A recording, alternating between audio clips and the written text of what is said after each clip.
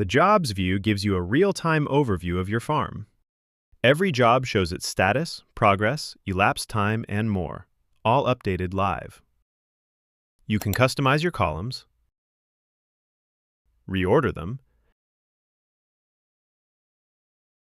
and filter your jobs by status or pool. Double-click a job to open the Detail panel. At the top, you'll find controls to stop, edit, or duplicate a job. The Tasks section shows every frame and its current state, which node is rendering it, and whether the task is completed, working, or pending.